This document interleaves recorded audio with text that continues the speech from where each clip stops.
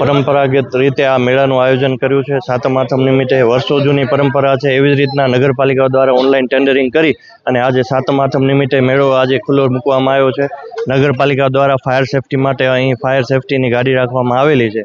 Total 7 lakh અને 18,000 રૂપિયામાં મેળો અને પ્લસમાં 18% GST એટલે 8,38,000માં મેળો ગયેલો છે.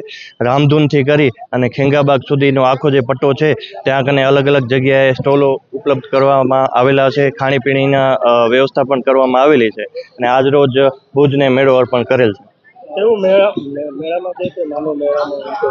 જી, ખાસ કરીને સાતમ આઠમ નિમિત્તે તો પબ્લિક અહીંયા કને કચ્છ આખામાંથી હમીસર કાંઠે મેળો માણવા માટે ભુજ આખામાં આવતી હોય છે.